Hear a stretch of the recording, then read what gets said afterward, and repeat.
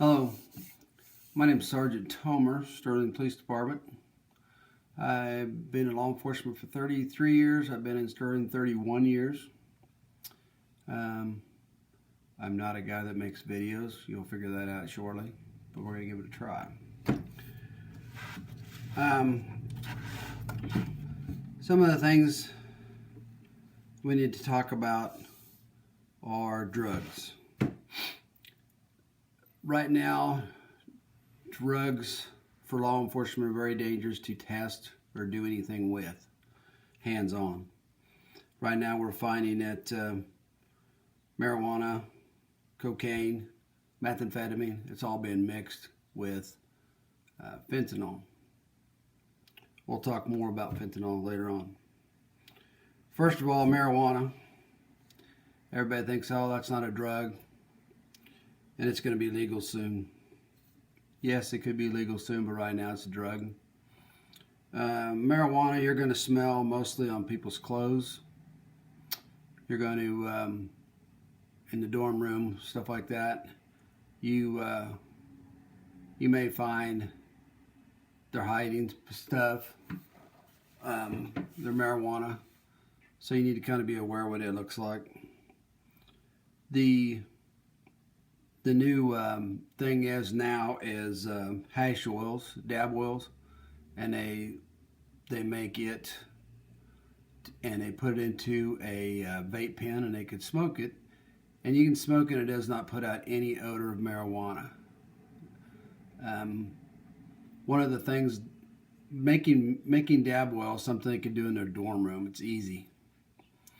All they need is a piece of pipe and with two lids on it, a screen at the bottom, and at the top there's a small hole. And what they do is they'll just pack that full of trash, marijuana, everything that's not the buds, but all the other extra stuff. And then they put like lighter fluid, ether, into the top of it. And when it pushes through there, the ether will grab the THC and it'll drip it into a pan at the bottom. And it's about 90, probably 90 to 94, 95% THC. Most marijuana you buy is 68. I mean, some of it's not even 50% THC. But when you do this process, it's really, really, really high. So the things you might look for would be like your butane cans that you like fill lighters up with. They'd be in your trash. You might find different kind of like the leftover marijuana stuff might be thrown in the trash. The thing a lot of people don't think about, when that ether is put through that tube, it goes to the ground because ether is heavier in air. And what it does, it finds a lighting source, like in a house. So it would find a hot water tank or something like that, and you can blow. I've seen videos where you can blow your house off the foundation if you're doing it, if you got enough of it in the house. So it's really a dangerous process, and you're going to smell it as soon as they're doing it in the dorms. So if you got anything, you smell any kind of chemical smell, you need to get a hold of us. We need to start investigating it before something happens to the student or the whole building. Hash oil is, like I said, is becoming really, really popular because of the vape pens and everything else. You guys don't allow vape pens, I guess, and tobacco or anything like that, alcohol, so that's good. Cocaine's also lined with fentanyl a lot. Cocaine can be snorted, ingested, speedball, smoked, syringes. I don't think you're going to see much. You might see some syringes around as trash, but you're not going to see much trash with the cocaine. Methamphetamine is the big one for this area. Meth has always been around. We've had the bigger manufacturers in the state of Kansas for methamphetamine. So there's a lot of trash with meth. The best thing I can tell you is to Google methamphetamine and the way it makes it, because there's so many products. There's household products that go into it. um, batteries, lithium batteries. You got the salt. You have the red devil eye. There's different kind of process they make. One process they make, they put into a Gatorade jar or bottle, excuse me, and they put all the chemicals in there, and then they put the lithium in there, and they wait for the reaction, and the reaction can make that Gatorade bottle as big as a basketball. It is big, and then they'll burp it, and then they'll bring it back down to Gatorade's original size. It looks just like the regular Gatorade bottle. They use it Gatorade because it's such a thick plastic. The danger of this is explosive because it's under such high pressure. But a lot of these guys, they'll they'll have several bottles. They'll put the chemicals in them. They'll throw them in the ditch, drive around a section or two, and they come back and they burp them. They try to stay away from them because they don't want to be around them if they explode. Then the next thing you know, you got cops and firemen and everything else, so they try to stay away from them. They leave a lot of trash. The ditches are full of Gatorade bottles.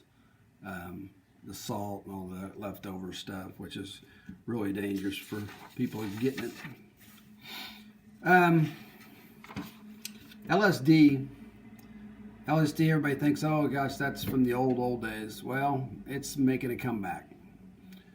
LSD is cheap, and that's what everybody likes, is cheap drugs, I guess.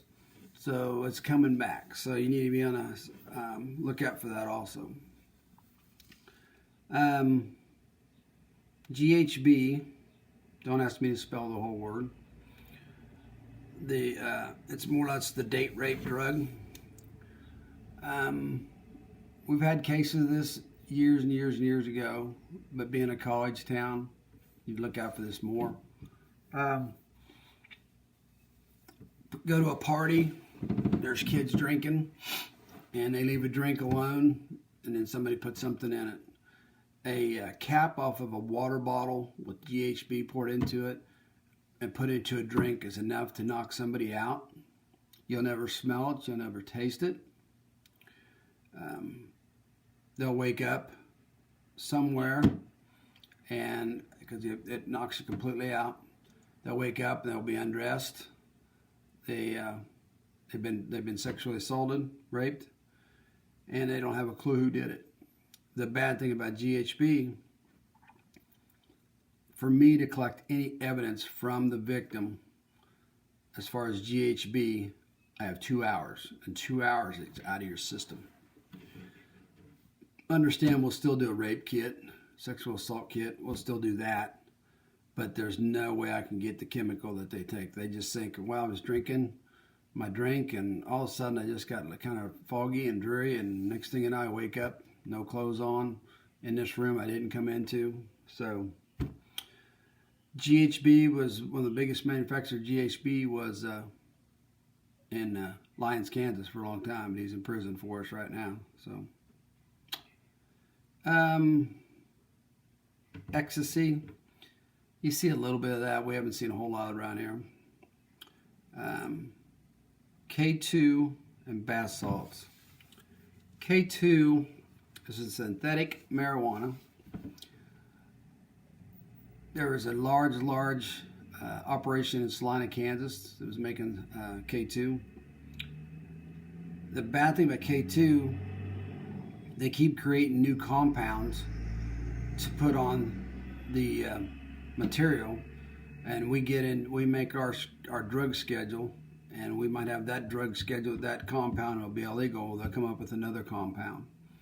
So there might be a 105 compound, and we get that all in the books and get in a law, and next thing you know, they come up with a 110 or 121 compound. So it's been hard to keep up with that law.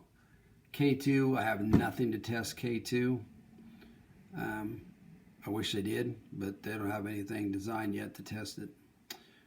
K2 is like 10 times stronger than THC, regular marijuana. The side effects is hallucinations, increase in blood pressure, vomiting, skin's pale, seizures. Most people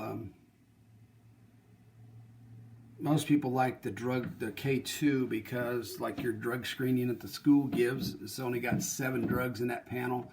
K2 is not in that test panel because it's not tested. So that's why they like K2, like your sports people. then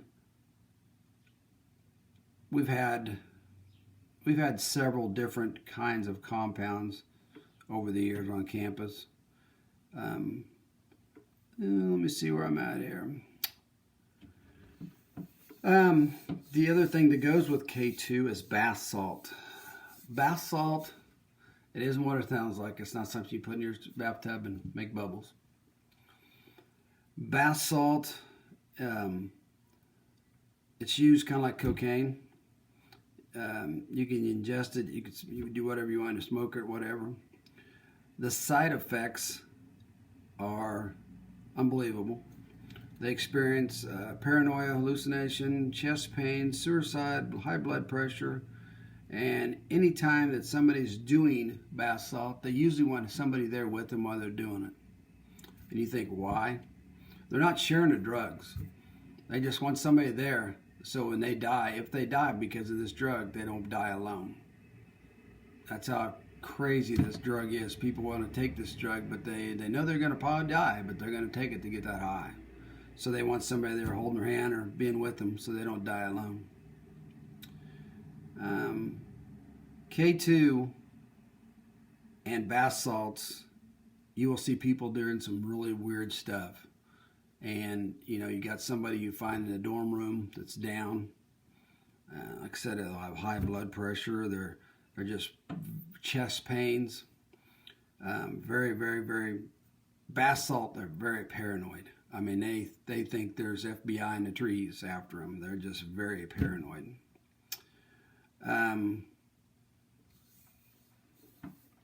With that being said, we'll talk about fentanyl. Fentanyl is a drug made for pain management, surgeries and stuff. Fentanyl is 50 to 100 times stronger than morphine.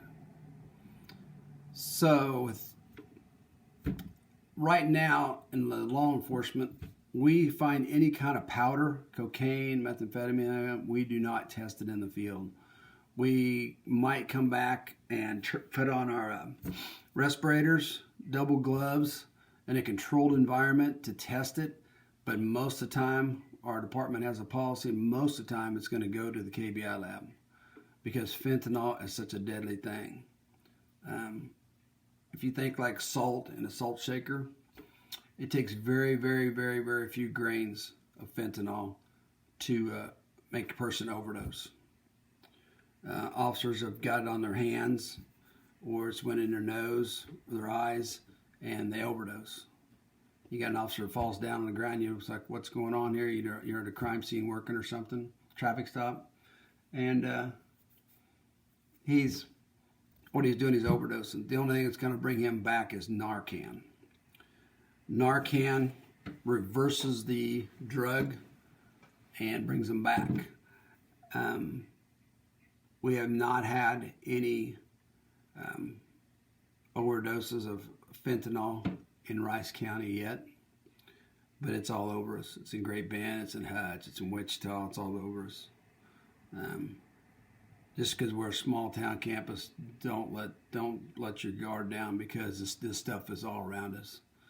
A lot of dope runs from Great Bend to Hutchinson back and forth. A lot of money runs around here back and forth. And these kids want to find this drug, they're going to find it. You can go on the internet and find anything anymore.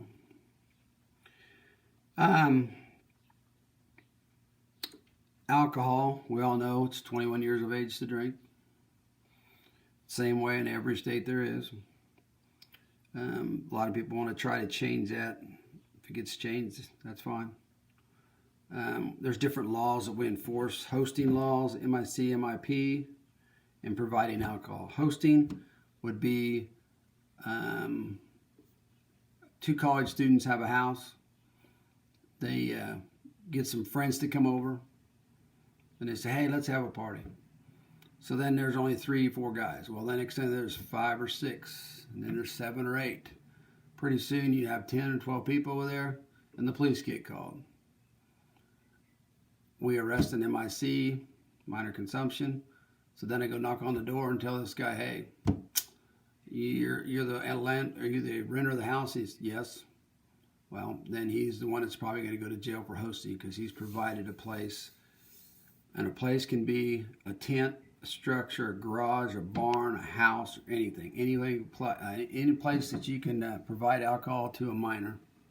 There's a law that prevents people from being charged for minor consumption, minor possession of alcohol. It's called the immunity law. So if a student goes down, passes out, and you have to call 911. The person calling 911 or persons calling 911 has to stay on scene to give information to the EMS and the law enforcement to assist this person. The immunity law, what it's for, and I 100% agree with it. I think a life is more important than a charge of alcohol for a juvenile. So that some of these kids will drink so much they just pass out. Their body starts shutting it down, and we've had a lot of these over the years. I want to say we had 2 or 3 in the first semester last year, not for sure.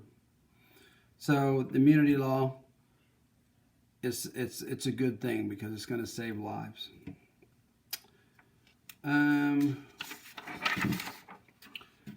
We'll get into searching the dorms.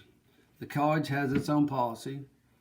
Searching dorms. You guys work off of reasonable suspicion. We have to work off of probable cause. So you guys have reasonable suspicion if somebody tells you there's drugs being used in the dorm, or you smell something, or you're in there looking for something else and you find drugs, or you find stolen items because there's been stuff being stolen around campus, which happens around Christmas time, and everybody steals things so they can go home and sell it. Understand when you find drugs, you can't just pick them up and move them around. You have to leave them where they're at. You have to stay there with them and send somebody else or get a hold of Jason, and then have us come there. Because we have to see how you got it, where you got it, and everything else. If you start moving around, you're going to get yourself in trouble. Okay? There's gun laws or gun rules in your school about guns and things like that. That is school policy stuff, is what that is. And then there's one of the things I want to talk to you about is your emergency action plan. Take this very serious. You need to know this very, very well. You're going to save people's lives in tornadoes, storms, fires, and active murders. What used to be called active shooters is called active murders. You guys are going to find out in your training. You got a text system. You get a text and say there's an active shooter in Thompson Hall. Well, understand, when I come into the building, I'm coming in there by myself. We're a one-man department. One guy's on duty, and I'm waiting for a guy from the SO to come over, and maybe Lines PD. I can't wait. If somebody's shooting actively and I hear gunfire going, I have to go towards it. It's usually a call that the officer gets killed on. The small departments, because there's, they get ambushed. The thing I need you to understand is if I find you on the ground, or I find students on the ground shot, I am not stopping. I cannot stop. I have to keep going towards the shots. The shots that are being fired, I have to go stop. So everybody's going to want me to stop, help them, tourniquets, whatever, get medical coming. I can't do that. I've got to go forward. And then when my backup gets here, they're going to come up right behind me. But we're going to get back to you. We're not going to forget you. But I just want you to understand that I am not stopping. I can't. I have to go take the person out that is doing all the shooting and stop the killing. So with the emergency plans and everything else, you need to know this stuff, because you need to know where they're supposed to go. Because if you do what your job is supposed to be, you're going to make my job so much easier. So if it's like a Thompson Hall and you guys got a place that you're supposed to meet or go away from or something like that, or stay away from, You need to know these things. Tornado locations. You need to know where the tornado shelters are for. Because then if I come looking for you, I'm going to find you. You're all right there. So that's why that emergency planning is really, really, really important. Like I said, I'm not very good at videos. But this is the world we're going to be in for a while.